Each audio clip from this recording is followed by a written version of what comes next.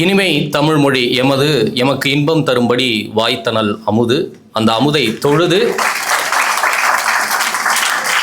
இங்கு இருக்கக்கூடிய அனைத்து விருந்தினர்கள், மாணவர்கள், மாணவிகள் உங்கள் அனைவருக்கும் என்னுடைய முதற்கண் வணக்கம். குறிப்பாக டீன் திரு தேவேந்திரன் சார் அவர்களுக்கும், திரு சங்கரன் சார் அவர்களுக்கும், திரு பூமிநாதன் சார் அவர்களுக்கும் என்னுடைய கூடுதல் வணக்கங்கள். இந்த மேடையை சிறப்பிச்சிருக்கிறாங்க. அதை விட கூடுதலாக இங்கே இருக்கக்கூடிய மாணவர்கள் சிறப்பிச்சிருக்கிறீங்க.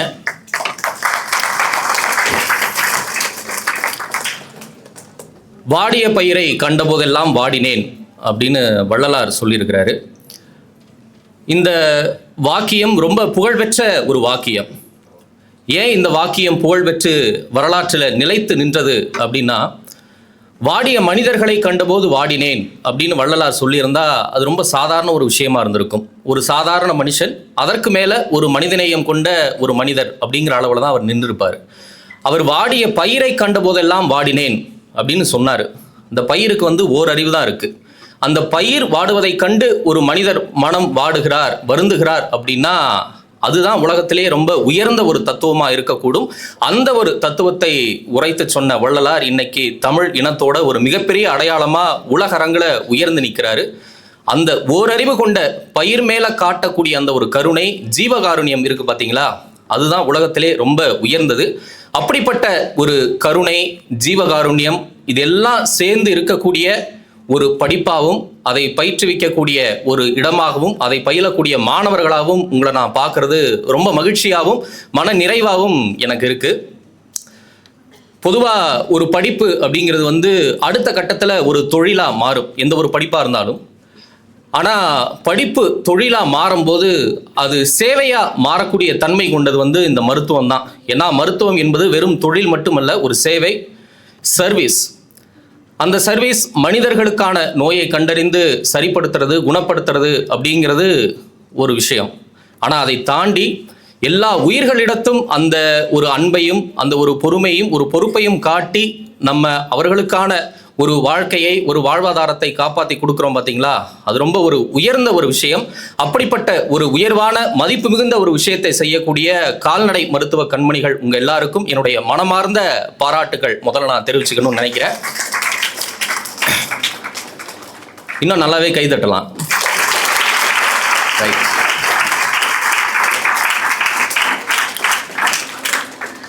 ஏன்னா உங்களை பற்றி தான் நான் சொல்கிறேன், அதனால் நீங்கள் தாராளமாக கை தட்டலாம். ஏன் நான் அப்படி சொல்கிறேன்னா, என்னடா கைத்தட்டலை கேட்டு வாங்குறாரு அப்படின்னு நினைக்க வேண்டாம். இப்போ நான் சொல்லக்கூடிய இந்த ஜீவகாருண்யம், கருணை, பொறுமை, பொறுப்பு இதெல்லாம் நீங்கள் பல நூறு மேடைகளில் பார்த்துருப்பீங்க, எல்லாரும் சொல்லியிருப்பாங்க. மறுபடியும் என்னடா இருந்தாலும் இதே சொல்லிட்டு இருக்காரு அப்படிங்கிற எண்ணம்லாம் உங்களுக்கு வரலாம். ஆனால் அந்த மாதிரி எண்ணம் இருந்ததுன்னா தயவு செய்து தவிர்த்துருங்க. பல பேர் நினைக்கலாம், என்ன அவர் கிரிஞ்சா பேசுகிறாரு, இல்லை பூமர் மாதிரி பேசுகிறாரு அப்படின்லாம் கூட நினைக்கலாம். அப்படிப்பட்ட எண்ணம் இருந்ததுன்னா தவிர்த்துருங்க. ஏன்னா நம்மை பற்றி நாமே பெருமையாக சொல்லலைன்னா, நம்முடைய மதிப்பை நாமே வெளிப்படுத்தலைன்னா வேற யார் வெளிப்படுத்துவா அப்படிங்கிற ஒரு விஷயம் இருக்குது. ஒன்றுமே விஷயம் தெரியாதவங்களே தங்களுடைய மதிப்பை உயர்த்தி காட்டும் போது, தங்களுடைய புகழை கூட்டி காட்டும் போது உங்களுக்கு உண்மையிலே அந்த மதிப்பு இருக்குது. இந்த சமூகத்தில் மருத்துவம் அப்படிங்கிற ஒரு தொழிலில், ஒரு சேவையில் மாந்தநேயம், மனிதநேயம் அப்படிங்கிறத கடந்து ஒரு உயிர்நேயத்தோடு நீங்கள் இங்கே உட்கார்ந்துருக்கீங்க அப்படின்னா உங்களுக்கு உண்மையிலே அந்த மதிப்பும் பாராட்டுதலும் 100க்கு 200% பொருந்தும். அதனால் நீங்கள் தாராளமாக கைத்தட்டலாம். உங்களுக்கான ஒரு பாராட்டு தான். ஸோ இதை நம்ம கிரிஞ்சாவோ இல்லை ஒரு பூமர்த்தனமாவோ பார்க்க வேண்டிய அவசியம் இல்லை அப்படின்னு நான் நினைக்கிறேன். ஏன்னா இன்னைக்கு எல்லாரையும் நான் சொல்ல மாட்டேன், சில இளைஞர்கள் கிரிஞ்சு அப்படிங்கிற ஒரு மூடில் இன்னைக்கு ஜென்சி இளைஞர்கள், இளைஞர்கள் நிறைய பேர் அப்படி இருப்பாங்க. ஸோ எல்லாமே கிரிஞ்சாயிட முடியாது. இன்றைக்கி ஒரு சில பேர் என்ன நினைக்கிறாங்கன்னா, தங்களுக்கு ஒரு கொண்டாட்டத்தை இல்லை ஒரு என்ஜாய்மெண்ட்டை இல்லை ஒரு வைப் தராத எந்த ஒரு விஷயமா இருந்தாலுமே அது ஒரு கிரிஞ்ச் அப்படின்னு நினைக்கிறாங்க, அது ஒரு பூமர் அப்படின்னு நினைக்கிறாங்க. ஆனால் அப்படி கிடையாது. ஏன்னா இப்படியே போச்சுன்னா போகிற போக்கில் தாய் பாசத்தையே கிரிஞ்சு அப்படின்னு சொல்லிடுவாங்க. அப்படியான ஒரு நிலையில் இருக்கிறோம். ஸோ அந்த நிலையிலிருந்தெல்லாம் மீண்டு வரக்கூடிய ஒரு தன்மை நமக்கெல்லாம் வேணும். பூமர்த்தனத்தை எதிர்க்கலாம். எது பூமர் அப்படின்னா, பழங்காலத்தில் இருக்கக்கூடிய மூட நம்பிக்கைகளை, பெண்ணடிமைத்தனத்தை, இல்லை படிக்கக்கூடாதுன்னு சொல்கிறத, இந்த சமூகத்தில் நிலவக்கூடிய பல மோசமான விஷயங்களை எதிர்க்கக்கூடிய இடத்துல நல்ல பூமர், கெட்ட பூமர்னு இருக்கிறாங்க. அந்த கெட்ட பூமரிசத்தை எதிர்க்கலாம். ஸோ எல்லாத்தையும் நம்ம அந்த வகையில் வச்சு பார்க்க வேண்டாம். ஸோ நம்மை நாமே முன்னிறுத்திக்கணும், நம்மை நாமே பாராட்டிக்கணும். ஆனால் அது மதிப்புமிகு பாராட்டுதலாக இருக்கணும், ஓவர் பில்டப்பாக இருந்துடக்கூடாது. ஸோ அந்த வகையில் நீங்கள் எல்லாருமே மற்ற எல்லா படிப்பை சேர்ந்த மாணவர்களை காட்டிலும் சற்று கூடுதல் மதிப்பு வாய்ந்த சிறப்பு வாய்ந்த மாணவர்களாகவே நான் பார்க்குறேன். நீங்கள் இன்னைக்கு கால்நடை மருத்துவ மாணவர்கள் மாணவிகளாக இருக்கிறீங்க. உங்களுக்குன்னு நிறைய இலக்கு இருக்கலாம். ஒரு சிலர் கட்டாயத்தின் பேரில் இதை படிக்கலாம். ஒரு சிலர் உண்மையிலே மனம் உவந்து இதை படித்து நான் ஒரு விஷயத்தை செய்யணும், ஒரு விஷயத்தை சாதிக்கணும் அப்படின்னு நீங்கள் நினைக்கலாம். நூற்றுக்கணக்கான ஆயிரக்கணக்கான கால்நடைகளை காப்பாற்றக்கூடிய அந்த எண்ணம் கொண்டு ஒரு பெரிய மரியாதைக்குரிய ஒரு இலக்கில் இருக்கிறீங்க. வெறும் அந்த இலக்கில் மட்டும் இல்லாமல் அதை அடுத்த கட்டத்தை நோக்கிய ஒரு பெரிய இலக்கோடு நீங்கள் அதை ஜாயின் பண்ணிக்கணும் அப்படின்னு நான் நினைக்கிறேன். அதுக்காகத்தான் இன்றைய இந்த விழிப்புணர்வு திட்டம் இதை நாங்கள் முன்னெடுத்திருக்கிறோம். என்ன காரணம்னா, நம்ம அதிகாரத்தை நோக்கி போகணும். அதிகாரம்னா வெறும் பவர், அந்த பவரை வச்சு தப்பான விஷயங்களை செய்கிறது அப்படிங்கிற மாதிரி எண்ணத்துக்கு இல்லை. அதிகாரம் என்பது இல்லாதவருக்கு நம்மால் இயன்றதை செய்வதற்கு பேர் தான் உண்மையான அதிகாரம். அப்படிப்பட்ட அதிகாரத்தை நோக்கி போவதற்கான ஒரு நல்ல வழி, ஒரு சிறந்த வழி எதுனா இந்திய ஆட்சி பணி தான், அது யூபிஎஸ்சி தான். அதற்கான ஒரு விழிப்புணர்வு ப்ரோக்ராமாக தான் இதை நாங்கள்லாம் சேர்ந்து கட்டமைச்சிருக்கிறோம். இங்கிருந்து குறைந்தபட்ச சில மாணவர்களாவது அந்த இலக்கை எட்டுனீங்கன்னா அதை விட ஒரு திருப்தியோ மன நிறைவோ எங்களுக்கு கிடையாது. ஸோ அதற்கான ஒரு முன்னெடுப்பாக இதை நாம் முன்னெடுத்திருக்கிறோம். ஸோ அதிகாரத்தை நோக்கி போகிறது அப்படின்னா அது எப்படி போகிறது? நம்ம தமிழர்கள்கிட்ட ஒரு குணம் இருக்குது. அதாவது என்னன்னா, போதும் அப்படின்னு நினைக்கக்கூடிய ஒரு குணம். நம்ம சின்ன வயசில் ஒரு பழமொழி படிச்சிருப்போம். என்னையெல்லாம் 7ஆம் கிளாஸ் படிக்கும்போது எங்கள் வாத்தியார் பிறங்கையில் அடிச்சு அதை மனப்பாடம் பண்ணி அதெல்லாம் எழுதினேன். அது ரொம்ப தப்புன்னு தான் இப்போ நான் உணர்றேன். என்னால் முடிஞ்ச அளவுக்கு எல்லா மாணவர்கள்கிட்டையும் அதை நான் எங்கே போனாலும் சொல்லிக்கிட்டே இருக்கேன். அது என்னன்னா, போதும் என்ற மனமே பொன் செய்யும் மருந்து அப்படின்னு. இருக்கிறதுலே ரொம்ப ஒரு மோசமான ஒரு பழமொழினா அது இதுதான். ஏன்னா எதுக்கு போதும்? 50 வயசுக்கு அப்புறம் நம்ம போதும் அப்படிங்கிற ஒரு துறவி நிலைக்கு இல்லை ஒரு ஞான நிலைக்கு நம்ம போகலாம். 13 வயசில் எதுக்கு போதும் என்ற மனமே பொன் செய்யும் மருந்து? இப்படி போதும் போதும்னு சொல்லி கொடுத்து நம்ம எல்லாரும் போதுங்கிற ஒரு நிலைக்கு வந்துட்டோம். ஸோ அந்த போதும் என்ற மனமே பொன் செய்யும் மருந்துங்கிற பழமொழிக்கு ஒரு போதுங்கிற ஒரு எண்டு கார்டு போட்டால் தான் நம்ம அடுத்த கட்டத்துக்கு நோக்கி நகர முடியும். ஸோ உங்களை யாராவது அந்த மாதிரி பழமொழி மேலே நம்பிக்கை கொண்டு இல்லை இந்த மாதிரியான இது போதும்பா அப்படின்னு நினச்சிங்கன்னா தயவு செய்து அதை மனசுலேருந்து அழிச்சு எடுத்துருங்க, தூக்கி தூர போட்டுருங்க. ஏன்னா எல்லாருக்குமே போதும் அப்படிங்கிறது பொருந்தாது. ஒவ்வொரு மனிதர்களுக்கும் அது மாறிக்கிட்டே இருக்கும். இப்போ திரு ரஜினிகாந்த் இருக்கார், சூப்பர் ஸ்டார் இருக்கார். அவர் இமயமலைக்கு போனால் அது எளிமை. நம்மெல்லாம் இமயமலைக்கு போனால் அது ஆடம்பரம். அவர் இமயமலைக்கு போனார்னா எவ்வளோ பெரிய ஆள், இமயமலைக்கு போகிறாருப்பா பாவம், அங்கே போய் எவ்வளோ எளிமையாக சுற்றி பார்த்துட்டு வராரு அப்படின்னு. நம்ம இமயமலைக்கு போனால் இவங்ககிட்ட கேட்டுக்கு என்ன பக்கத்தில் சிவன் கோயிலுக்கு போக மாட்டானா? இமயமலைக்கு போய் தான் அவர் சாமி கும்பிடுவாரா அப்படின்னு நினைப்பாங்க. ஒரே இமயமலை தான், ஒரே சிவன் தான், ஒரே குகை தான், அங்கே இருக்கக்கூடிய ஞானிகள் எல்லாருமே ஒன்று தான். ஆனால் சூப்பர் ஸ்டார் அவர்கள் இமயமலைக்கு போனால் அது வேறு மாதிரி பார்ப்பாங்க, நம்ம இமயமலைக்கு போனால் அது வேறு மாதிரி பார்ப்பாங்க. ஸோ எல்லா பழமொழிகளும் எல்லா வாக்கியங்களும் எல்லாத்துக்கும் பொருந்தாது. உங்களுக்கு எது வேணுமோ அதை நீங்கள் சரியாக எடுத்துக்கணும். அந்த வகையில் இன்னைக்கு வளரக்கூடிய இந்த மாணவ செல்வங்கள் போதும் அப்படிங்கிற ஒரு எண்ணம் உங்களுக்கு இருந்ததுன்னா தயவு செய்து அதை தொடச்சி தனியாக போட்டுருங்க. இன்னொன்று, தமிழர்கள் கிட்ட இல்லை தமிழர்கள் மேலே வஞ்ச புகழ்ச்சி அணி அப்படின்னு ஒன்று சொல்லுவாங்க. அதை நம்மக்கிட்ட எல்லாரும் செலுத்திக்கிட்டே இருப்பாங்க. நம்ம அறியாமலே நம்மக்கிட்ட அதை சொல்லிக்கிட்டே இருப்பாங்க. வஞ்ச புகழ்ச்சி அணி அப்படின்னா ஒருத்தரை புகழ்கிற மாதிரி இருக்கும், ஆனால் உள்ளே அவரை ஊமக்குத்தா உள்குத்தா சொல்லக்கூடிய கருத்துக்கள் அடங்கியிருக்கும். இப்போ தேவரணையர் கயவர் அப்படின்னு ஒரு வார்த்தை இருக்கும். அது என்ன பொருள்னா, திருடர்கள் எல்லாமே வானுலகத்தில் இருக்கக்கூடிய தேவர்கள் மாதிரி அவங்க இஷ்டத்துக்கு எது வேணாலும் செய்வாங்க அப்படின்னு சொல்லி. அதாவது இஷ்டத்துக்கு திருடுறது அப்படிங்கிறது தான் அதோட அர்த்தம்.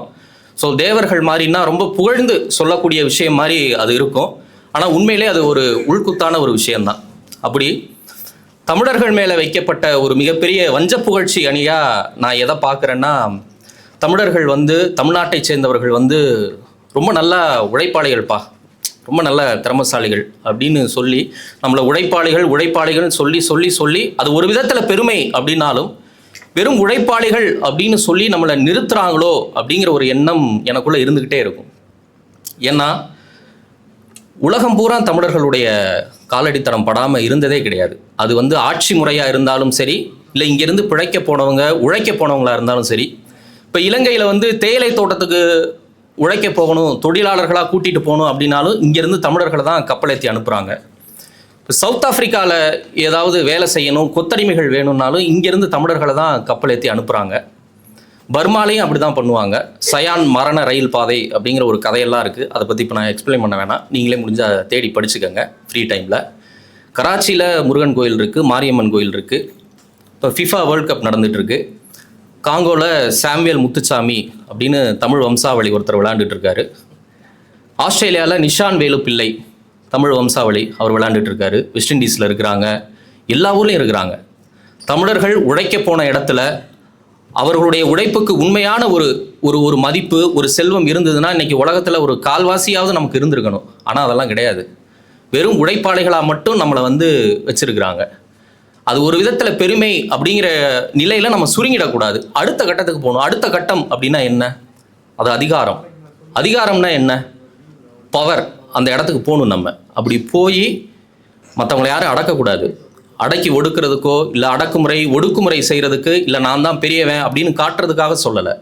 அதிகாரம் எதுக்கு நமக்கு வேணும்னா, நம்ம யார், நம்மளால் 4 பேருக்கு ஒரு நல்லது செய்ய முடியுமா, நல்லது செய்யணும் அப்படிங்கிற ஒரு எண்ணம் இருக்குது பாருங்கள். அதற்காக சொல்லப்படக்கூடியதான் இந்த அதிகாரத்தை அடைதல் அப்படின்னு. நம்மளால் 4 பேருக்கு நல்லது நடக்குது அப்படின்னா அந்த அதிகாரத்தை நோக்கி நம்ம ஏன் போகக்கூடாது அப்படிங்கிற எண்ணம் நம்ம எல்லாருக்குமே வரணும். அது நமக்கு ரொம்ப குறைவாக இருக்குது. வட மாநிலங்களோட கம்பேர் பண்ணும்போது இந்த மாதிரி சிவில் சர்வீஸ் எக்ஸாமுக்கோ இல்லை ஒரு அதிகாரத்தை நோக்கிய ஒரு பவரை நோக்கி போகணும் அப்படிங்கிற ஒரு எண்ணம் நமக்கு ரொம்ப குறைவாக இருக்குது. அந்த எண்ணம் இருந்தால் கூட தயவு செய்து நீங்கள் எல்லாம் மாற்றிக்கணும். குறைந்தபட்சம் இப்போ நான் ரொம்ப சேஃபாக இருக்கணும், ரொம்ப சேவிங்ஸே எனக்கு போதும் அப்படிங்கிற ஒரு எண்ணம் இருந்ததுன்னா அதுலேருந்து இன்னும் அடுத்த கட்டத்துக்கு நீங்கள் நகரணும் அப்படின்னு நான் சொல்கிறேன். மனித வாழ்க்கை அப்படின்னா என்ன? திருக்குறள் ஒன்று இருக்கும், தக்கார் தகவிலர் என்பது அவரவர் எச்சத்தார் காணப்படும் அப்படின்னு சொல்லுவாங்க. அதாவது நீங்கள் இறந்த பிறகு உங்களுடைய இறப்புக்கு வரக்கூடிய கூட்டம் தான் நீங்கள் யார், என்ன செஞ்சுருக்கீங்க அப்படின்னு சொல்லும். நீங்கள் தகுதியானவரா தகுதி இல்லாதவரா அப்படிங்கிறது உங்களுடைய எச்சத்தார் காணப்படும் அப்படின்னு வள்ளுவர் அருமையான ஒரு குறளில் சொல்லியிருப்பார். அண்ணா அவர்கள் இறக்கும்போது உலகத்திலே அதிகளவு கூட்டம் கூடிச்சான். இதுவரைக்கும் ஒரு இறுதி மரியாதை, ஒரு இறுதி நிகழ்வுக்கு அப்படி ஒரு கூட்டம் கூடுனதில்லை அப்படின்னு சொல்லுவாங்க. ஸோ தக்கார் தகவிலர் என்பது அவரவர் எச்சத்தார் காணப்படும் அப்படின்னு சொல்லுவாங்க. நம்ம மனித வாழ்க்கையில் வெறும் நம்ம மட்டுமே, நம்ம குடும்பத்துக்குள்ளே மட்டுமே தெரிந்த மனிதர்களாக வாழ்வது ஒரு பயனற்ற ஒரு வாழ்க்கை. குறைந்தபட்சம் நம்மளை பற்றி நம்மளே போய் சொல்லிக்காமல் பக்கத்து வீட்டுக்காரங்களுக்காவது வெளியில் 3வது மனுஷன் சொல்லி தெரியணும். இல்லை பக்கத்து தெருவுக்காவது நம்ம யார், நம்ம என்ன செய்கிறோம் அப்படிங்கிறதாவது வெளியிலேருந்து யாராவது ஒருத்தர் சொல்லியாவது தெரியணும். அதுதானே பயனுள்ள வாழ்க்கை.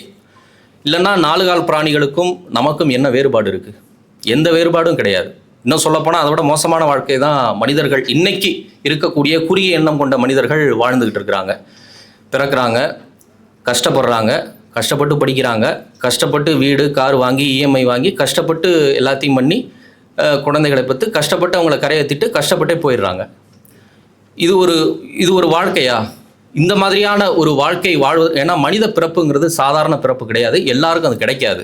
அப்படிப்பட்ட ஒரு மனித பிறப்பில் குறைந்தபட்சம் நம்ம ஒரு அதிகாரத்தை நோக்கி அதிலிருந்து ஒரு 4 பேருக்கு நல்ல விஷயங்கள் செய்வது அப்படிங்கிறதான இந்த மனித வாழ்க்கையோட ஒரு பெரிய விஷயம். ஆனால் நம்ம என்ன பண்ணுறோம்? கடைசி வரைக்கும் ஏதாவது சாக்கு போக்கு சொல்லிக்கிட்டு சண்டை போட்டுக்கிட்டு, இந்த கல்யாண பத்திரிக்கையில் என் பேர் பின்னாடி இருக்குது, எனக்கு அவன் மொய் வச்சானா நான் வைக்க மாட்டேன், எனக்கு இவன் லைக் போட்டிருக்கானா நான் போட மாட்டேன், இவன் என்னைய ஃபாலோ பண்ணுறானா நான் அவனை ஃபாலோ பண்ண மாட்டேன், இப்படின்னு கஷ்டப்பட்டு கடைசி வரைக்கும் இப்படி அடுத்தவனை எதிர்பார்த்தே வாழ்க்கை முழுசும் போயிடுது.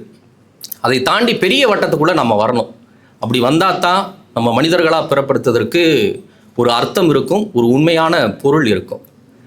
சரி, இப்போ அதிகாரத்தை நோக்கி இப்போ யூபிஎஸ்சி இல்லை ஒரு இந்திய ஆட்சி பணியோ இல்லை தமிழ்நாடு அரசு பணியாளர் ஆகணும் அப்படின்னு சொல்லி ஒரு முயற்சி எடுக்கிறீங்க. அடுத்த கட்டத்துக்கு நீங்கள் போகிறீங்கன்னு வைங்க, உங்களை கண்டிப்பாக அதை செய்ய விடவே மாட்டாங்க. முதல்ல நீங்களே அதை செய்ய மாட்டீங்க. ஏன்னா உங்களுக்கு ஒரு மனத்தடை இருக்கும். நம்மளால் இதை செய்ய முடியுமா? நம்முடைய மனத்தடை தான் ஒரு மாபெரும் தடை. அதை நம்ம முதல்ல எப்படி களையணும் அப்படிங்கிற ஒரு சிந்தனை நமக்குள்ளே வரணும். ஒரு யானை பிறந்த உடனே யானை கன்று அது குட்டியை சங்கிலியில் கட்டி போட்டுருவாங்க. கட்டி போட்டால், நான் ஜூவில் இருக்கிறத சொல்கிறேன், காட்டு யானையில் கட்டி போட்ட உடனே அது இழுத்து பார்க்கும். கொஞ்ச நாள் இழுத்து பார்க்கும், இதை நம்மளால் இழுத்து உடைக்க முடியாது போல், அதை பிக்க முடியாது போல் அப்படின்னு நினச்சிக்கிட்டு அப்படியே விழுந்துடும். அந்த யானை வளர வளர அதுக்கு 100 மடங்கு சக்தி வந்துடும். அது நினச்சா ஒரு செகண்டில் அப்படி சங்கிலியை அத்துரும். ஆனால் அது என்ன நினைக்கும் மனசுக்குள்ள, இதை அறுக்கவே முடியாது போல் அப்படின்னு சின்ன வயசுலேருந்து அதுக்கு அந்த மனம் இருந்துக்கிட்டே இருக்கும். கடைசி வரைக்கும் அந்த சங்கிலியை வந்து அதை அறுத்தெறியவே இல்லாமல் அங்கேயே இருந்து அங்கேயே அது இறந்து போயிடும். ஸோ நம்மளும் ஏறக்குறைய அந்த மனநிலையில் தான் இருப்போம். நம்மளால் முடியாதுன்னு ஒரு விஷயத்தை நம்ம நினச்சிட்டோம்னா யானை காலில் கட்டப்பட்ட சங்கிலி தான், அப்படியே தான் இருப்போம். நம்மளால் எந்த விதமான ஒரு முயற்சியும் செய்யவே முடியாது. அந்த முயற்சி செஞ்சாலும் அது உருப்படாது. அந்த முயற்சி வந்து முதல்ல நம்மை ஜெயிக்கணும். யூபிஎஸ்சி ஜெயிக்கிறது அப்படிங்கிறது வந்து வெல்வது யூபிஎஸ்சி மட்டும் இல்லை, உங்கள் பயத்தை. யூபிஎஸ்சி ப்ரிப்பரேஷன் ரொம்ப கடினமான காலகட்டம் தான். நான் பார்த்துருக்கேன், என்னுடைய நண்பர்கள் பல பேர் வந்து அதை முயற்சி பண்ணியிருக்கிறாங்க. ரொம்ப கடினமான காலகட்டம். ஆனால் வாழ்க்கையினுடைய அத்தனை பக்கங்களையும் உங்களுக்கு அது காட்டிடும். வெறும் புத்தக பக்கங்கள் மட்டும் இல்லை, வாழ்க்கையோட எல்லா பக்கத்தையும் காட்டிடும். முதல்ல நீங்கள் அதுக்கு ப்ரிப்பேர் பண்ணும்போது சுற்றி இருக்கிற எல்லாரும் வந்து பரவாயில்ல யூபிஎஸ்சிக்கு ப்ரிப்பேர் பண்ணுறான்ப்பா அப்படின்னு சொல்லுவாங்க. அப்படியே நாள் ஆக ஆக ஒரு 6 மாதம் 8 மாதம் 1 வருஷம் போனப்போ ஏதோ யூபிஎஸ்சிக்கு ப்ரிப்பேர் பண்ணுறானா அப்படிங்கிற மாதிரி இந்த டோன் மாறிடும். நீங்கள் கொஞ்சம் இன்னும் ஒரு 2 வருஷம் 3 வருஷம் ஆகுதுன்னு வைங்க, உங்களை மதிக்க கூட மாட்டாங்க. அந்த காலகட்டத்தில் உங்களுக்கு உறவினர்கள் இல்லை உங்களை பிடிக்காத நண்பர்கள்னு ஒரு கேட்டகரி உள்ளே வருவாங்க. அவங்க வந்து இதெல்லாம் ஆகாதுடா, இது ஒரு வெட்டி வேலை அப்படின்னு, வேலை வெட்டி இல்லாத அவன் சொல்லிகிட்டு இருப்பான் நமக்கு வந்து, இது ஒரு வெட்டி வேலை, இதை ஏன் ட்ரை பண்ணிகிட்டு இருக்கிறீங்க, இதெல்லாம் ஆகிற கதையா அப்படிங்கிற மாதிரி சொல்லிக்கிட்டே இருப்பாங்க. நீங்கள் முயற்சி பண்ணி வெற்றி அடையும் வரை அது ஒரு வீண் முயற்சின்னு சொல்லிக்கிட்டே இருப்பாங்க. நீங்கள் ஜெயிச்சிட்டிங்கன்னா அது ஒரு விடாமுயற்சி அப்படின்னு சொல்லி எல்லாரும் பாராட்ட ஆரம்பிச்சிருவாங்க. ஸோ அந்த மனத்தடையை முதல்ல நீங்கள் ஜெயிக்கணும். அப்புறம் சுற்றி இருக்கிற எல்லாரும் சொல்லும் போது அதை காதில் வாங்கக்கூடாது. செவிட்டு தவளை மாதிரி இருக்கணும். செவிட்டு தவளையாக இருந்தால் தான் நீங்கள் உண்மையிலே வாழ்க்கையில் முன்னுக்கு வர முடியும். இந்த எக்ஸாம்னு மட்டும் இல்லை, நீங்கள் வாழ்க்கையில் எந்த படிநிலையில் இருந்தாலும் நீங்கள் ஒரு செவிட்டு தவளையாக இருந்தால் மட்டும்தான் வாழ்க்கையில் முன்னுக்கு வர முடியும். அது இந்த எக்ஸாமுக்கு மட்டும் இல்லை, உங்கள் வாழ்க்கையினுடைய எல்லா நிலைகளுக்கும் எல்லா சூழல்களுக்கும் பொருந்தக்கூடிய ஒரு விஷயம்னா அது இதுதான். நீங்கள் வந்து தொடர்ந்து முயற்சி பண்ணிக்கிட்டே இருக்கணும். நீங்கள் விட்டுறவே கூடாது. நீங்கள் விட்டுட்டிங்கன்னா அப்புறம் அதுக்கு எந்த அர்த்தமும் இல்லாமல் போயிடும். அடுத்து ரொம்ப ஒரு முக்கியமான ஒரு விஷயம் என்ன அப்படின்னா, ஈடுபாடு காட்டணும். நீங்கள் ஒரு விஷயத்தை முயற்சி பண்ண தொடங்கிட்டீங்க, உங்களுக்கான மனத்தடைகளை நீங்கள் கடந்து வந்துட்டீங்க. சுற்றி இருக்கிற உறவினர்களோ இல்லை உங்களை பிடிக்காத நண்பர்களோ உங்களை போட்டு அமுக்க தொடங்குவாங்க. அதையும் நீங்கள் தாண்டி வந்துட்டீங்க அப்படின்னா அடுத்து உங்களுக்கான ஒரு மிகப்பெரிய டாஸ்க் என்ன அப்படின்னா, ஈடுபாடு காட்டணும், சின்சியாரிட்டி இருக்கணும். இந்த சின்சியாரிட்டி இல்லை அப்படின்னா நீங்கள் எவ்வளோ பெரிய விஷயத்தை செஞ்சாலும் அது உங்களுக்கு கைக்கு வரவே வராது, கிட்ட கிடைக்கவே கிடைக்காது. மவுண்டன் மேன் அப்படின்னு யாரை சொல்லுவோம், உங்களுக்கு பேர் தெரியுமா?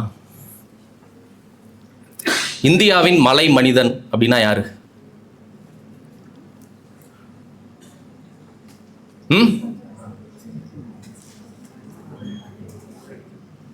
ஓகே, நானே சொல்கிறேன். தசரத் மாஞ்சி அப்படிங்கிறவர் அவருடைய பேர். அவருடைய வாழ்க்கை வரலாறை படித்து பார்க்கும்போதெல்லாம் நம்ம வாழ்கிறதெல்லாம், நம்ம முயற்சி செய்கிறதெல்லாம், நம்ம ஈடுபாடு காட்டுறதெல்லாம் ஒன்றுமே இல்லை அப்படின்னு நமக்கே ஒரு கூனி குறுகக்கூடிய ஒரு உணர்வை கொடுத்துரும். தசரத் மாஞ்சி அப்படிங்கிறவர் பீகாரில் கயா மாவட்டத்தில் இருக்கிறாரு.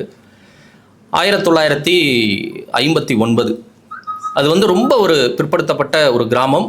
ஒரு பெரிய மலை இருக்குது, அந்த மலையை சூழ்ந்து இருக்கக்கூடிய ஒரு பகுதி. அங்கே இருக்கக்கூடியவர் தான் தசரத் மாஞ்சி. அவருக்கு திருமணம் ஆகுது. அங்கே இருக்கக்கூடிய மக்களுக்கு வாழ்வாதாரம், பிழைப்பு அப்படிங்கிறதெல்லாம் வந்து அந்த மலையை சுற்றி இருக்கக்கூடிய செடிகள், அந்த மலை மேலே என்னென்ன கிடைக்குதோ அதை கொண்டு போய் விற்று அப்படி தான் அவங்களுடைய பிழைப்பு நடந்துக்கிட்டு இருக்கு. அந்த மாதிரி அந்த மலையை தாண்டி அவருடைய மனைவி வந்து தண்ணி எடுக்க போகிறாங்க. தண்ணி எடுத்துகிட்டு வரும்போது ஒரு சின்ன விபத்து நடந்துடுது. இந்த விபத்து நடந்த உடனே அங்கேருந்து மருத்துவமனைக்கு வந்து அந்த மலையை சுற்றி தான் போகணும்.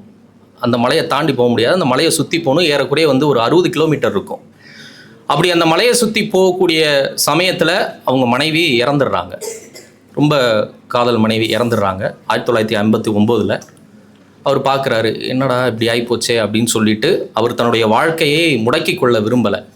சரி, என்னுடைய மனைவி போயிட்டாங்க, என்னுடைய மனைவிக்காக நான் இந்த விஷயத்தை பண்ணுறேன், இதனால யாரும் பாதிக்கப்படக்கூடாது, அவங்களுக்கு நல்லது நடக்கணும் அப்படின்னு நினச்சி ஒரு மிகப்பெரிய ஒரு மலை, 25 அடி உயரம், 30 அடி அகலம், 350 அடி விட்டம் கொண்ட ஒரு மலை, ஒரே ஒரு ஆள் ஒரு கடப்பாரையும் ஒரு உளியும் ஒரு சுத்தியிலையும் எடுத்துகிட்டு உடைக்க போகிறாரு. பார்க்குற எல்லாரும் என்ன நினைப்பாங்க, இவனை விட ஒரு பைத்தியக்காரன் எவனும் இல்லை அப்படின்னு நினைப்பாங்க. ஆனால் அவர் எதுவுமே காதில் வாங்கவே இல்லை. நேராக போனார். கொஞ்சம் கொஞ்சமாக அந்த மலையை உடைக்க ஆரம்பித்தார். பாறையை உடைக்க ஆரம்பிச்சுக்கிட்டே இருந்தார். 1982 வரைக்கும் அந்த பாறையை அவர் ஒரே ஒரு ஆள், ஒற்றை மனிதராக பாறையை உடைச்சி அவ்வளோ பெரிய மலையையும் உடைச்சி அந்த பாதையை உருவாக்கி அந்த சாலையை சரி செய்கிறாரு. 60 கிலோமீட்டர் சுற்றி சென்ற மருத்துவமனையோ இல்லை மற்ற விஷயங்களுக்காகவோ அத்தியாவசிய தேவைகளுக்காகவோ செல்லக்கூடிய அந்த கிராமத்து மக்கள் அந்த சாலை வழியாக 8 கிலோமீட்டரில் போய் சேரக்கூடிய ஒரு நிலையை அவர் உருவாக்குறார். அவருடைய வாழ்க்கை முறையே இன்னும் ரொம்ப சிக்கலானது. ஒடுக்கப்பட்ட சமூக மக்கள் இருக்கிறாங்க. ஒடுக்கப்பட்ட சமூக மக்களே ரொம்ப மோசமானவங்க அப்படி வச்சிருக்கிறாங்க அவங்கள. முசாகர் அப்படின்னு சொல்லி அந்த பிரிவை சேர்ந்த மக்கள். அவங்களுக்கு எப்படி தெரியுமா உணவு கிடைக்கும்? அறுவடை காலங்கள் முடிஞ்ச உடனே எலி வலை இருக்கும். இந்த எலி வலைக்குள்ளே கையை விட்டு எவ்வளோ நெல்மணிகள் அவங்களுக்கு கிடைக்குதோ அதை வச்சு தான் அவங்க சமைச்சு சாப்பிட்டுப்பாங்க. இப்படி ஒடுக்கப்பட்ட மக்களையும் மோசமான ஒரு நிலையில் இருந்த ஒரு மனிதர் தான் தசரத் மாஞ்சி. அவர் மற்றவர்களுடைய எந்த பேச்சையும் கேட்காம ஒரு உண்மையான செவிட்டு தவளை அவரே அந்த ஒற்றையாளாக நின்று எல்லா கேலி கிண்டல்களையும் கடந்து காதலுக்காக தாஜ்மஹால் கட்டினார் ஷாஜஹான்பாங்க. அதை விட பெரிய விஷயம் இது. தன்னுடைய மனைவிக்காக அவ்வளோ பெரிய ஒரு விஷயத்தை 22 வருஷம் யாராவது ஒரு வேலையை செய்வீங்களா? சத்தியமாக செய்ய முடியாது. 4-5 நாள் செஞ்சாலே 6வது நாள் எனக்கு வீக் ஆஃப் வேணும் அப்படிங்கிற ஒரு மூடுக்கு வந்துடுறோம். நம்ம 22 வருஷம் ஒரு மலையை உடச்சிக்கிட்டே போய் ஒரே ஒரு மனுஷன் ஒரு மிகப்பெரிய முன்மாதிரியாக இந்திய வரலாற்றில் உலக வரலாற்றில் இருக்கிறாங்க. 10 வருஷத்துக்கு முன்னாடி மாஞ்சி அப்படின்னு சொல்லி படம் கூட வந்தது. அவர் புற்றுநோயால் இறந்து போகிறாரு 2007. 5 வருஷம் கழித்து தான் அவருக்கு இந்திய அரசனுடைய மிகப்பெரிய அங்கீகாரங்கள், பொறுப்புகள், பதவிகள்லாம் கொடுக்க தொடங்குறாங்க. எவ்வளோ பெரிய ஒரு விஷயம் இது. அவர் செஞ்ச சாதனைகளுக்கு முன்னாடி வெறும் புக்கை தூக்கி படிக்கிறதுக்கு நமக்கு என்ன சிரமம்? இன்னைக்கு வரலாற்றில் நிற்கிறாரு. பீகாரில் எங்கேயோ கயாவில் பிறந்த ஒருத்தரை பற்றி இன்னைக்கு இங்கே சென்னையில் இப்படிப்பட்ட ஒரு அரங்கில் நம்ம பேசுகிறோன்னா இது இல்லை வாழ்க்கை, இது இல்லை வரலாறு. இப்படி வரலாறு நம்ம எழுதணும் அப்படிங்கிறதான நம்ம மனிதர்களாக பிறந்ததற்கான ஒரு அர்த்தமாக இருக்க முடியும். வெறும் ஒரு குறுகிய வட்டத்துக்குள்ளே இருக்கிறதுங்கிறது எப்படிப்பட்ட ஒரு வாழ்க்கையாக இருந்துட முடியும்? அவ்வளோ ஏன் இன்னைக்கு சௌரவ் கங்குலி பிறந்த நாள் ஜூலை 8. ஏன் சௌரவ் கங்குலி தெரியும்ல? தெரியுதான். சரி, சௌரவ் கங்குலி தெரியலையா? சரி, சௌரவ் கங்குலி எந்த இடத்துல சட்டை கழட்டி சுற்றினாரு சொல்லுங்க யாராவது? சரி, எந்த சீரியஸ்? S, நாட்வெஸ் serious. யார் நல்ல பார்ட்னர்ஷிப் போட்டாங்க? Very good. இந்த கண்ணாடி தம்பி கரெக்டாக சொல்லிட்டாரு. சரி, வாழ்த்துக்கள். என்ன மாதிரியான ஒரு அக்ரெஷன் அதெல்லாம்? நீங்கள் சௌரவ் கங்குலி இந்திய கேப்டனாக பொறுப்பேற்கிறாரு 2001. அதுக்கு முன்னாடி என்ன நடந்தது தெரியுமா? இந்திய கிரிக்கெட் அணி மேலே சூதாட்ட புகார் வருது. முகமது அசருதீன், அஜய் ஜடேஜா, இந்த மாதிரி நிறைய பிளேயர்ஸ் மேலே சூதாட்ட புகார் அவங்களெல்லாம் அணியிலேருந்து நீக்கிறாங்க. அணியே ரொம்ப சின்னாபின்னமாக இருக்குது. அந்த சமயத்தில் இவர் பொறுப்புக்கு வராரு. சச்சின் கிரேட்டஸ்ட் பேட்ஸ்மேன் தான், யாரும் இல்லைன்னு சொல்லலை. ஆனால் கேப்டன் சச்சினால் கூட சாதிக்க முடியாததை சாதித்து காட்டியவர் கேப்டன் கங்குலி.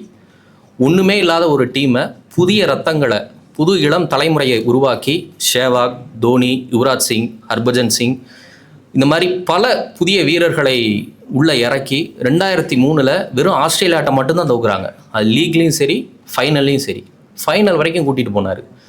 அது மட்டும் இல்லை, ஃபாரினில் இந்தியா ஜெயிக்கிற வரலாறே ரொம்ப குறைவு தான். லண்டன் லார்ட்ஸ் மாதிரி ஒரு இடத்துல அந்த கேலரியில் போய் சுற்றி எல்லாரையும் சட்டை கட்டி சுற்றுங்கன்னு சொல்லியிருக்காரு. சச்சின்கிட்ட, லக்ஷ்மண்கிட்ட, ஷேவாக்கிட்ட எல்லாரும் பயந்துட்டாங்க. நீ பயந்தா போ அப்படின்ட்டு அவர் பாட்டி சட்டை கட்டி சுற்ற ஆரம்பிச்சிட்டாரு. இன்றைக்கி அவருக்கு பிறந்த நாள். கிரிக்கெட் இருக்கிற வரைக்கும் அந்த மொமெண்ட் இருக்கும். என்ன மாதிரியான ஒரு அக்ரெஷன்! இன்றைக்கி கோலி அக்ரெஷன்லாம் நம்ம பார்க்குறோம். கங்குலி அக்ரெஷன்லாம் பார்த்தவங்களுக்கு தெரியும் இதெல்லாம் ஒன்றுமே கிடையாது அப்படின்னு. அப்படி ஒரு அக்ரெஷன் எங்கிருந்தோ ஒருத்தர் வரலாற்று நாயகர் உருவாகி இன்றைக்கி ஒரு மிகப்பெரிய எடுத்துக்காட்டாக இன்றைக்கி இருக்கிறாரு. சரி, நேற்று தோனி பிறந்த நாள். அவருக்கான விஷயமும் என்னன்னு நான் சொல்லி தெரிய வேண்டியதில்லை. இங்கே இருக்கிற எல்லாரும் மேக்சிமம் பார்த்துருப்பீங்க. ஒரு ஜார்க்கண்ட் மாதிரியான ஒரு சின்ன ஒரு கிராமத்தில் பிறந்து எந்த கிரிக்கெட் வசதியும் இல்லாமல், குறிப்பாக கிரிக்கெட்டில் நிறைய லாபிஸ் இருக்கும். மும்பை லாபிஸ் இருக்கும், டெல்லி லாபிஸ் இருக்கும், அதெல்லாம் இருக்கும். அதெல்லாம் தாண்டி இந்திய கிரிக்கெட்டோட ஒற்றை முகமாக தோனி உயர்ந்து நிற்கிறாருன்னா அவருக்கான அந்த ஒரு பொறுமை, இந்த சமயோஜிதமாக செயல்படக்கூடிய அந்த விஷயம் கேப்டன் கூல் அப்படிங்கிறது தான் அவருக்கான விஷயம். நம்மலாம் அப்படி இருக்க முடியுமா? 2வது தடவை எங்கள் ஆஃபீஸில் யாராவது ஒரு விஷயம் கேட்கலாம் எனக்கு டக்குன்னு கோவம் வந்துடுது. எல்லாருக்கும் அப்படி தான். அப்படி ஒரு விஷயம் வந்து சாத்தியப்பட முடியுமா? அப்போ வரலாற்று நாயகர்கள் எல்லாரும் மாதிரியும் இருக்கிறது இல்லை, தனித்துவமாக சிந்திக்கிறாங்க. அப்படி தனித்துவமாக சிந்திக்கிறவங்க தான் வரலாற்றில் இடம்பெறாங்க. அப்படி இல்லாதவங்க காணா போயிட்டே இருக்கிறாங்க. அப்படி காணா போகக்கூடிய இடத்துல நம்ம இருக்கணுமா அப்படிங்கிற ஒரு விஷயம் நம்ம எல்லாருக்குமே மனதில் எழணும் அப்படின்னு நான் கேட்டுக்கிறேன். ஒன்று ஜெயிக்கணும், இல்லை வெற்றி வாய்ப்பை இழந்தவனாக மாறணும். நான் தோற்றுருவாங்கன்னு கூட சொல்ல மாட்டேன். ஏன்னா மனிதன் என்னைக்கு கடைசி நாள் உயிருள்ள வரைக்கும் இருக்கிறானோ அது வரைக்கும் அவனுக்கு வாய்ப்பு தான். அதனால் தோல்வின்னு நான் சொல்ல மாட்டேன். ஒன்று வெற்றியாளராக இருக்கணும், இல்லை வெற்றி வாய்ப்பை இழந்தவராக இருக்கணும். ஒருபோதும் வேடிக்கை பார்ப்பவராக மட்டும் இருக்கவே கூடாது. ஒன்று கிரவுண்டுக்கு போயிடணும், போய் விளையாடணும். ஒரு அனுபவமாவது கிடைக்கும். ஜெயிச்சா மகிழ்ச்சி, தோற்றா அனுபவம். அந்த அனுபவத்தை அடுத்த நிலைக்கு கொண்டு போய் நம்ம யாருன்னு காட்டணும். ஆனால் வெறுமனே வேடிக்கை மட்டும் பார்த்துக்கிட்டே இருந்தீங்கன்னா ஒன்றுமே கிடையாது. அதே மாதிரி இப்போ நீங்கள் இந்த எக்ஸாம்ஸ் எல்லாம் ப்ரிப்பேர் பண்ணுறீங்க, தயாராகிறீங்க அப்படிங்கும்போது 2 வண்டி ஓட்டக்கூடாது. ஆற்றுல ஒரு கால் சேத்துல ஒரு கால் அப்படிங்கிற மாதிரிலாம் வைக்கவே கூடாது. ஒரே இலக்கில் ஒற்றை இலக்கில் நோக்கி பயணிச்சுக்கிட்டே இருக்கணும். அப்போ தான் அந்த வெற்றி உங்களுக்கு கிடைக்கும். எண்ணியாங்க எய்துப எண்ணியர் திண்ணியராக பெறின் அப்படின்னு வள்ளுவர் சொல்கிறாரு. நீ நினச்சதை அடைய முடியும், ஆனால் அதை உறுதியாக நினைக்கணும் அப்படிங்கிறதான் ரொம்ப முக்கியமான ஒரு விஷயம். அந்த விதத்தில் இப்போ கிரேக்க ஞானி சாக்ரட்டிஸ் கேள்விப்பட்டிருப்பீங்க. அவர்கிட்ட ஒரு இளைஞன் போனானா, போய் இந்த மாதிரி எனக்கு நிறைய ஆசைகள் இருக்குது, நான் இதை சாதிக்கணும்னு நினைக்கிறேன், இவ்வளோ பணம் சம்பாதிக்கணும்னு நினைக்கிறேன், அந்த பெண்ணை திருமணம் செய்யணும்னு நினைக்கிறேன், எல்லாமே எனக்கு ஆசை இருக்குது, நான் வந்து செயல்படுறேன், ஆனால் என்னால் எதுவுமே செய்ய முடியல, எதுவுமே எனக்கு கிடைக்க மாட்டேங்குது அப்படின்னு சொல்கிறாரு. அப்படியாப்பா, நாளைக்கு காலையில் அந்த நம்ம ஊர் ஆற்றங்கரை பக்கம் வந்துரு, நான் அதுக்கு ஒரு தீர்வு சொல்கிறேன் அப்படின்னு சொல்கிறாரு. மறுநாள் வந்து அந்த இளைஞர் வந்துடுறாரு, சாக்ரட்டிஸும் போயிடுறாங்க. போன உடனே அந்த ஆற்றுக்குள்ளே அவரை கூட்டிகிட்டு போகிறாரு. சாக்ரட்டிஸ் கூட்டிகிட்டு போயிட்டு போகிறாரு. முழங்கால் வரைக்கும் தண்ணி, அதுக்கப்புறம் வயிறு வரைக்கும் தண்ணி, அப்புறம் நெஞ்சு வரைக்கும் தண்ணி கூட்டிகிட்டு போயிட்டு டக்குன்னு தலையை பிடிச்சி அமுக்குறாரு. பிடிச்சி அந்த இளைஞனை போட்டு நல்லா அமுக்குறாரு, நல்லா பலம் கொண்டு. அந்த இளைஞன் வந்து அப்படியே திமிர்றான் உயிரை காப்பாற்றிக்கிறதுக்கு. ரொம்ப திமிரி ஒரு கட்டத்தில் தன்னுடைய பலத்தை எல்லாத்தையும் பிரயோகித்து வெளியே வந்துடுறான். இனி அவனை ஞானி நினச்சா என்னை வந்து கொல்ல பார்க்குற, நீ இப்படி தண்ணியில் போட்டு அமுக்கிட்டு இருக்கிற அப்படின்னு. சரி, தண்ணியில் இருக்கும்போது உனக்கு என்ன தோணுச்சு அப்படின்னு. நான் எப்படியாவது வெளியே வந்துடணும் அப்படின்னு தோணுச்சு. உனக்கு என்ன தேவைப்பட்டது? எனக்கு காற்று, ஆக்சிஜன் தேவைப்பட்டது. சரி, தண்ணிக்குள்ளே இருக்கும்போது உனக்கு இவ்வளோ பணம் வேணும்னு யோசியா, இல்லை அந்த பொண்ணை கல்யாணம் பண்ணிக்கணும்னு யோசியா, இல்லை இந்த விஷயத்தை நான் செய்யணும் அப்படின்னு யோசியா அப்படின்னு. இல்லை, என்னுடைய ஒரே தேவை வந்து காற்றா மட்டும்தான் இருந்தது. கரெக்ட். அந்த மாதிரி உனக்கு வெற்றி வேணும் அப்படின்னா ஒரே இலக்கில் நீ இருக்கணும். அதை விட்டுட்டு அங்கே ஒன்று செய்கிறேன், இங்கே ஒன்று செய்கிறேன், இப்படி ஒன்று செய்கிறேன் அப்படிங்கிற மாதிரி செஞ்சிங்கன்னா அதுவும் கிடைக்காது, இதுவும் கிடைக்காது.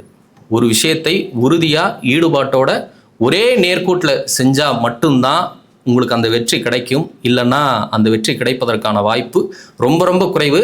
அந்த முயற்சி வந்து ஒரு வீண் முயற்சி அப்படின்னு தான் பார்க்கப்படும். அடுத்து இதுதான் இருக்கலே ரொம்ப ரொம்ப முக்கியமான ஒரு விஷயம், பல பேருக்கு இல்லாத ஒரு விஷயம். டக்குன்னு நம்ம ஒன்று ஸ்டார்ட் பண்ணிவிடுவோம், ஒரு வேகம் வந்துடும். இந்த ஜனவரி 1 வீக் ஜிம்மில் போய் சேரணுங்கிற வேகம் வரும் பார்த்தீங்களா, அந்த மாதிரி ஒரு வேகம் வந்துடும். பண்ணிடுவோம் அப்படின்ட்டு ஸ்டார்ட் பண்ணுவோம். ஜனவரி 10 நம்ம ஜிம்மு போகிறத நிறுத்திடுவோம். அதிகபட்சம் ஜனவரி 10 அதுக்குள்ளே நிறுத்துருவாங்க. அந்த மாதிரி பல பேர் தொடங்குவாங்க, ஆனால் அதை தொடர மாட்டாங்க.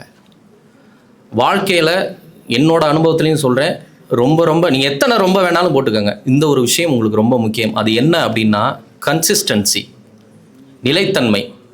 நீங்கள் எந்த ஒரு விஷயத்தையும் ஸ்டார்ட் பண்ணிடலாம், எப்படி வேணாலும் உழைப்பு போடலாம், எப்படி வேணாலும் ஈடுபாடு காட்டலாம். ஆனால் உங்ககிட்ட கன்சிஸ்டன்சி இல்லைன்னா நீங்கள் ஒரு நாளும் ஜெயிக்க முடியாது. அது எந்த வேலையாக இருந்தாலும் சரி. குறிப்பாக யூபிஎஸ்சி எக்ஸாம்ஸில் சொல்கிறேன். எல்லாரும் ஏதாவது சொல்கிறாங்க அப்படின்னு சொல்லிட்டா படுத்தது தான், அவ்வளோதான், முடிஞ்சிருச்சு. வேறு எந்த விஷயமும் உங்களால் சாதிக்கவே முடியாது. அது இந்த விஷயத்துக்கு ரொம்ப ரொம்ப பொருந்தும். ஃபிஃபா நடந்துகிட்ருக்கு, ரொனால்டோ தோத்துட்டாரு, அழுதுட்டாரு. அவர் சொல்கிறாரு consistency is the key of success அப்படின்னு. வேறு எதுவும் கிடையாது. அவர் சொல்கிறார் I give you the map, நீ வந்து கிறிஸ்டியானோ ரொனால்டோ மாதிரி வரணும்னா வந்துக்க அப்படின்னு. யாருனாலையும் வர முடியாது. ஏன்னா அவ்வளவு தியாகம் பண்ணி ஜிம்முக்கு டெய்லி போகிறதாகட்டும், பயிற்சி எடுக்கிறதாகட்டும். மைக்கேல் ஃபெல்ப்ஸ் கேள்விப்பட்டிருப்பீங்க. தொடர்ந்து 6 வருஷமாக ஒரு நாள் கூட விடுப்பெடுக்காமல் தினமும் நீச்சல் குளத்துக்கு போய் நீச்சல் பயிற்சி எடுத்தார். 6 வருஷத்தில் ஒரு நாள் கூட விடுப்பெடுக்கலை. ஒரு நாள் கூட விடுப்பெடுக்கலை. நான் ஏற்கனவே சொன்ன மாதிரி 5ஆவது நாள் நமக்கு லீவ் கொடுக்கலன்னா நம்ம சோர்ந்துருவோம். இந்த உழைக்கிற தன்மையே இல்லையே நம்மக்கிட்ட. நமக்கு ஸ்லீப்பர் பஸ் கிடைக்கலன்னா பஸ் ஏறி போகிறோமா? ஏசி பஸ் இல்லைன்னா போகிறோமா? வீட்டிலே இருந்துருவோம். அந்த கஷ்டத்தை அனுபவிக்காத ஒரு தலைமுறையாக இன்றைக்கி நம்ம உருவாகி ரொம்ப சொகுசை நோக்கி போகிறோம். அதுக்காக வம்படியாக போய் கள்ளத்தூக்க சொல்லலை. என்ன உழைக்க முடியுமோ, என்ன உங்களுக்கான ஒரு செயலில் ஈடுபாடு காட்ட முடியுமோ அதை நீங்கள் காட்டினா தான் அதுக்கான ரிசல்ட்ஸ். மைக்கேல் ஃபெல்ப்ஸ் என்ன கொடுத்தாரு தெரியுமா? 28 மெடல், 22 கோல்டு மெடல். உலகத்தில் 44 நாடு வச்சிருக்கக்கூடிய ஒலிம்பிக்ஸ் மெடலை விட மைக்கேல் ஃபெல்ப்ஸ் ஒரு ஆள் அதிகம் வச்சுருக்காரு. 44 கண்ட்ரி வச்சிருக்கிறத விட மைக்கேல் ஃபெல்ப்ஸ் ஒரு ஆள் அதிகம் வச்சுருக்காரு. இந்த வரலாறு இந்த உலகம் அழிகிற வரைக்கும் இருக்கும். அவர் ஓய்வு பெற்றுட்டார். என்ன மாதிரியான ஒரு கன்சிஸ்டன்சி அது? அதுதான் வாழ்க்கையில் உங்களை வரலாற்று நாயகர்களாக உயர்த்துமே தவிர வேறு எதுவுமே செய்யாது. உங்களுக்கு அந்த கண்டினியூஸாக நீங்கள் செய்யணும். அந்த ஈடுபாடுங்கிறது இருக்கணும். மார்ட்டின் லூதர் கிங் ஒரு தடவை சொன்னார், தெருக்கூட்டும் வேலையாக இருந்தால் கூட அது ஷேக்ஸ்பியரின் கவிதை மாதிரி, மைக்கேல் ஏஞ்சலோவின் ஓவியம் மாதிரி இருக்க வேண்டும் அப்படின்னு சொல்லியிருக்கார் மார்ட்டின் லூதர் கிங். எந்த வேலை செஞ்சாலும், அதுக்காக அதை நான் ரொம்ப கீழான வேலை அப்படின்னு நான் சொல்ல வரல, அந்த மார்ட்டின் லூதர் கிங் சொன்ன ஒரு விஷயத்தை நான் சொல்லணும்னு நினைக்கிறேன். எந்த விஷயம் செஞ்சாலும் அதை கண்டினியூஸாக, அதை உருப்படியாக ஈடுபாட்டோடு செய்யணும். கமலஹாசன் கூட உலக நாயகன், அவர் ஒரு தடவை கூட ஒரு விஷயத்தை சொல்லியிருந்தார். என்னால் சினிமாவில் சாதிக்க முடியல, நிறைய பேர் என்னை ரொம்ப அமுக்குறாங்க, ரொம்ப கஷ்டமாக இருக்குது அப்படின்னு அவங்க அம்மா கிட்ட போய் அழுகும்போது அவங்க அம்மா சொன்னாங்க, நீ எந்த வேலை செஞ்சாலும் அதில் நீ தான் சிறந்தவன். என்னோட பையன் டாய்லெட் கழுவுறவனாக இருந்தால் கூட இந்த ஊர்லேயே சிறந்த டாய்லெட் கழுவுபவன் என்னோட பையன்தான் அப்படின்னு நான் பெருமையாக சொல்லணும். உனக்கு அந்த உணர்வு வரணும், நீ தான் சிறந்தவன் அப்படிங்கிற உணர்வு உனக்கு வரணும்னு சொன்னாங்க. அதுதான் எனக்கு திருப்பு முனையாக மாறுச்சுன்னு திரு கமலஹாசன் சொல்கிறாரு. இன்றைக்கி அவருடைய சாதனைகள் என்ன அப்படிங்கிறத நம்ம பார்க்குறோம். ஸோ முதல்ல நம்மை விரும்பணும், முதல்ல ஈடுபாடு காட்டணும், கன்சிஸ்டன்சி காட்டணும். அதை தாண்டி இன்னொரு விஷயம், நான் ரொம்ப நேரம் பேச வேணாம்னு நினைக்கிறேன், ஏன்னா மற்றவர்களும் பேசணும். மேனிஃபெஸ்டேஷன். கற்பனை பண்ணுங்க. ஐன்ஸ்டீன் சொல்கிறாரு, கற்பனை என்பது அறிவை விட மேலானது. உங்களால் ஒரு விஷயத்தை கற்பனை செய்து பார்க்க முடியவில்லை என்றால் நிச்சயமாக அந்த செயலை உங்களால் செய்யவே முடியாது. மேனிஃபெஸ்டேஷன் நீங்கள் பண்ணணும். இப்போ யூபிஎஸ்சி படிக்கிறோம்னா வெறும் படிச்சுக்கிட்டே மட்டும் இருந்தால் வராது. நீங்கள் ஐஏஎஸ்ஸாவோ ஐபிஎஸ்ஸாவோ இல்லை நீங்கள் என்ன நினைக்கிறீங்களோ அந்த மாதிரி உங்கள் வாழ்க்கை முறையை நீங்கள் மாற்றிக்கொள்ள வேண்டும். அந்த வாழ்க்கை முறையை நீங்கள் அப்படியே வடிச்சுக்கணும். நீங்கள் நினைக்கணும், எனக்காக ஏதோ ஒரு கிராமம் காத்துக்கிட்டு இருக்கு, எனக்காக ஏதோ ஒரு ஊர் காத்துக்கிட்டு இருக்கு, எனக்காக ஏதோ ஒரு மாவட்டம் காத்துக்கிட்டு இருக்கு, எனக்காக ஒரு மாநிலம் காத்துக்கிட்டு இருக்கு, எனக்காக இந்த நாடே காத்துக்கிட்டு இருக்கு அப்படிங்கிற ஒரு எண்ணம் உங்களுக்கு வரணும். அதான் உண்மையும் கூட. எங்கேயோ ஒரு கிராமத்தில் வயதானவர்கள் முதியோர் உதவித்தொகைக்காக காத்துக்கிட்டு இருக்கிறாங்க, உங்கள் கையெழுத்துக்காக. ஏதோ ஒரு ஊரில் ஒரு நடுத்தர வயதினர் ஒரு மருத்துவ உதவிகளுக்காக இல்லை ஒரு மருத்துவமனைக்காக காத்துக்கிட்டு இருக்கிறாங்க, உங்கள் கையெழுத்துக்காக. ஏதோ ஒரு கிராமத்தில் சிறுவர்கள் பேருந்து வசதிக்காக இல்லை பள்ளி வசதிக்காக காத்துக்கிட்டு இருக்கிறாங்க அப்படிங்கிற உணர்வு உங்களுக்கு வரணும். உங்களுடைய ஒரு கையெழுத்து அவர்களுடைய தலையெழுத்தை மாற்றப் போகிறது அப்படிங்கிற ஒரு உணர்வு வரணும். வெறும் குறுகிய வட்டத்துக்குள்ள இல்லாமல் ஒரு பெரிய அளவுக்கு உங்களுடைய சிந்தனையை செலுத்தணும். நூற்றுக்கணக்கான உயிர்களை, ஆயிரக்கணக்கான கால்நடைகளை காப்பாற்றக்கூடியவர்கள் தான் நீங்கள். அதை தாண்டி நீங்கள் ஒரு மாவட்ட அளவில் நீங்கள் போனீங்கன்னா அதை முழுமையாக நீங்கள் நிர்வகிக்க முடியும். மாநில அளவுக்கு போனீங்கன்னா ஒரு கால்நடை கொள்கைகளையோ இல்லை வேளாண் துறை கொள்கைகளையோ உங்களால் வடிவமைக்க முடியும். ஒரு நாட்டுக்கான ஒரு அதிகாரியாக மாறும்போது இந்த நாட்டினுடைய கால்நடை திட்டங்களை, கொள்கைகளை எல்லாத்தையுமே உங்களால் வரையறுக்க முடியும். இந்த நிலையிலிருந்து அந்த நிலைக்கு போவதற்கான அனைத்து முயற்சிகளையும் நீங்கள் எடுத்தீங்கன்னா அதை விட மகிழ்ச்சி எதுவும் கிடையாது. பொதுவாக நான் பார்த்த வரைக்கும் கால்நடை மருத்துவர்களுக்கு ஒரு 5 குணங்கள் நான் பார்த்த வரைக்கும் என்னுடைய புரிதலில் சொல்கிறேன். முதல்ல ஒரு பேரன்பு. ஏன்னா மனிதர்கள் வாயால் சொல்லுவாங்க, எனக்கு இது வேணும், எனக்கு இங்கே வலிக்குது, எனக்கு இப்படியான பிரச்சனைகள் இருக்குன்னு. அதுக்கு தீர்வு சொல்கிறதுங்கிறது வேற. ஆனால் எந்த விதமான வாய்மொழி தொடர்புமே இல்லாமல் எந்த பார்வையால் மட்டுமே இல்லை இதயத்தால் உணர்ந்து அவர்களுக்கு நீங்கள் ஒரு சிகிச்சை கொடுக்குறீங்க பாருங்கள், அதுதான் பேரன்பு. அது ரொம்ப ஒரு முக்கியமான ஒரு குவாலிட்டி. அடுத்து 2வது பொறுமை. ஏன்னா அந்த கால்நடைகளுக்கோ இல்லை பிராணிகளுக்கோ என்ன தேவை அப்படிங்கிறது அவங்க வாயை திறந்து சொல்லவும் மாட்டாங்க. உங்களுக்கு புரியவும் புரியாது எடுத்த உடனே. அதை புரிந்து ரொம்ப பக்குவத்தோட கவனிக்கும் திறன் கொண்டு அதை நீங்கள் கையாளுறீங்க பார்த்தீங்களா, அந்த பொறுமை வந்து ரொம்ப ரொம்ப முக்கியமான ஒரு குவாலிட்டி. அடுத்து ரொம்ப முக்கியமானது உடல் வலிமையும் மன வலிமையும். ஏன்னா ஆடு கோழியை தவிர மற்ற பிராணிகளை நீங்கள் கையாளும் போது அவங்களும் கூட சேர்த்து தான் சொல்கிறேன், அந்த உடல் வலிமையும் அந்த மன வலிமையும் அந்த இடத்துல தேவை. ஏன்னா ஆக்ரோஷமான தன்மைகள் அந்த பிராணிகள்கிட்ட இருந்து வெளிப்படும். அதையெல்லாம் கடந்து உடல் வலிமை மன வலிமையோடு செயல்படக்கூடிய அந்த ஒரு பக்குவம் இருக்குது பாருங்கள், அது ரொம்ப முக்கியமானது. அடுத்து 4வது ரொம்ப முக்கியமான குவாலிட்டி அப்படின்னு நான் பார்க்குறது மனிதர்களை கையாளுதல். இங்கே இருக்கக்கூடிய செல்லப்பிராணிகளை கையாளுறதை விட்டுடலாம். இப்போ ஒரு கிராமங்களுக்கு போனீங்க அப்படின்னா அங்கே இருக்கக்கூடிய ஒரே ஒரு மாடு அந்த விவசாயினுடைய ஒட்டுமொத்த வாழ்வாதாரத்தையும் பொருளாதாரத்தையும் தாங்கி நிற்கக்கூடிய ஒரு விஷயமா இருக்கும், ஒரு மையப்புள்ளியாக இருக்கும். அந்த மாட்டுக்கு ஏதோ ஒரு பிரச்சனை அப்படின்னா அந்த கிராமத்தில் இருக்கக்கூடிய பெரியவர் அவருக்கு தெரிஞ்ச விஷயத்தை அவருக்கான மொழியில தான் நமக்கு சொல்லுவார். அதை புரிஞ்சு அதை கையாண்டு அந்த மாட்டை காப்பாற்றுறதும் இல்லாமல் அந்த குடும்பத்தை காப்பாற்றுறதும் இல்லாமல் இந்த கிராம பொருளாதாரத்தை காப்பாற்றக்கூடிய ஒரு தன்மை இருக்குது பாருங்கள், அந்த மனிதர்களை கையாளக்கூடிய விதம், அது 4வது ரொம்ப முக்கியமான குவாலிட்டி. அடுத்து 5வது ரொம்ப ஆர்வத்தையும் நான் பார்த்துருக்கேன். இப்போ பூனைக்கு கொடுக்கக்கூடிய மருந்தை வந்து நம்ம நாய்க்கு கொடுக்க முடியாது, யானைக்கு கொடுக்கக்கூடிய மருந்தை ஆட்டுக்கு கொடுக்க முடியாது. இந்த மாதிரி பகுத்தறிந்து பல ஆர்வங்களை வெளிப்படுத்தக்கூடிய அந்த திறனையும் நான் பார்த்துருக்கேன்.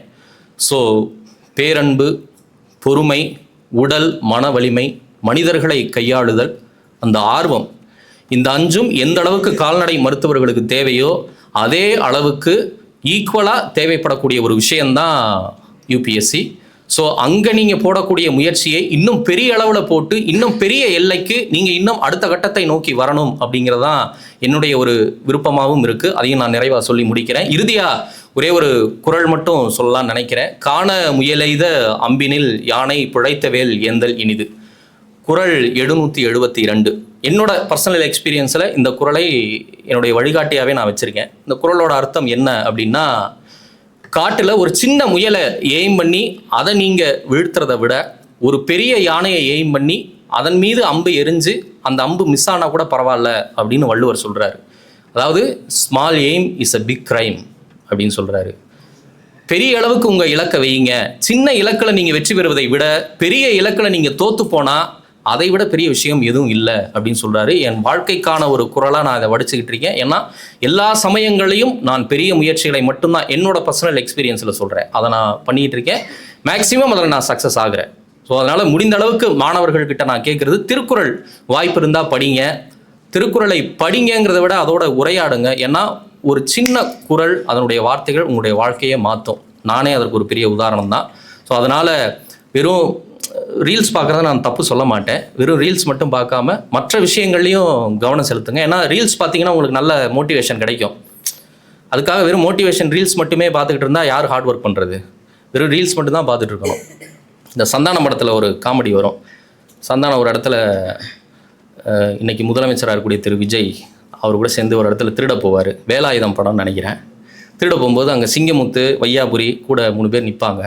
இங்கே என்னடா பண்ணுறீங்க அப்படின்னா, வைரத்தை திருட வந்திருக்கோம் அப்படின்னு. அப்படியா, நீ என்ன பண்ண போகிற? நான் போய் கரண்ட்டை கட் பண்ண போகிறேன்.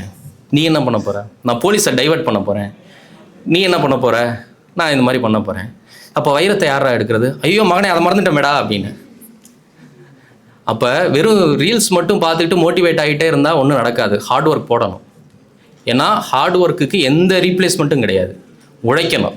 ஸோ அந்த மாதிரி வெறும் மோட்டிவேட் மட்டும் ஆகிட்டு இருக்கிறாம மோட்டிவேட்டுக்கு அடுத்த நிலைக்கு நீங்கள் போகணும். அப்படி போய் பல வெற்றிகளை நீங்கள் சம்பாதிக்கணும். நான் மேனிஃபெஸ்டேஷன் உங்களுக்கு சொன்னேன்ல, நான் இன்னைக்கு மேனிஃபெஸ்ட் பண்ணுறேன். இங்கே இருக்கக்கூடிய பல மாணவர்கள்லேருந்து இன்னும் சில ஆண்டுகளில் குறைந்தது ஒரு 10 பேரையாவது நான் ஊடகத்தில் பத்திரிகைகளில் ஒரு ஐஏஎஸ்ஸாவோ ஒரு ஐபிஎஸ்ஸாவோ பார்க்கணும் அப்படின்னு நான் மேனிஃபெஸ்ட் பண்ணுறேன். அந்த மேனிஃபெஸ்டேஷன் நடக்கணும் அப்படிங்கிற ஒரு நம்பிக்கையோடு நான் இங்கே இருக்கக்கூடிய மாணவர்கள்கிட்ட ஒரே சில வரிகள் மட்டும் சொல்லிட்டு போகலான்னு நினைக்கிறேன். எனக்கு சோர்வாக இருக்கும்போது நான் படிக்கக்கூடிய வரிகள் தான். நீங்களும் அதை தெரிஞ்சுக்கிட்டு உங்கள் வாழ்க்கைக்கான முயற்சியை நீங்கள் மேற்கொள்ளணும்னு நினைக்கிறேன். வெறுங்கை என்பது மூடத்தனம், உன் விரல்கள் 10 மூலத்தனம். கருங்கல் பாறையும் நொறுங்கிவிடும், உன் கைகளில் பூமி சுழன்று வரும்.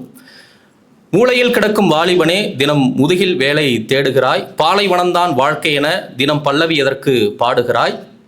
விரக்தி என்னும் சிலந்தி வலைக்குள் வேங்கை புலி நீ தூங்குவதா, நீ இருட்டை கிழிக்கும் வெளிச்ச கீற்று எங்கே கிழக்கென தேடுவதா, விழி விழி உன் விழி நெருப்பு விழி உன் விழிமுன் சூரியன் சின்ன பொறி, எழு எழு தோழா உன் எழுச்சி இனி இயற்கை மடியில் பெரும் புரட்சி அப்படிங்கிற வரிகள் எனக்கு ரொம்ப உத்வேகம் கொடுக்கக்கூடிய வரிகள். அந்த வரிகளோட நிறைவு செஞ்சு இன்னும் சில ஆண்டுகளில் நான் மேனிஃபெஸ்ட் பண்ண மாதிரி பல மாணவர்களை நான் இந்திய ஆட்சி பணி அதிகாரிகளாக பார்க்கணும், அதிகாரத்தை நோக்கி நீங்கள் போகணும், பல பேருக்கு நீங்கள் நன்மை செய்யணும். அந்த நன்மை மூலமாக இன்னும் பல பேர் உத்வேகம் பெற்று புதிய ஒரு தமிழ்நாட்டை, ஒரு வளமிக்க ஒரு பாரதத்தை உருவாக்கணும் அப்படிங்கிற ஒரு கோரிக்கையோட இங்கே இருக்கக்கூடிய அனைத்து கால்நடை மருத்துவ கண்மணிகளுக்கும் என்னுடைய இதயபூர்வ வாழ்த்துக்களையும் நன்றிகளையும் சொல்லி விடைபெறுகிறேன். நன்றி, வணக்கம்.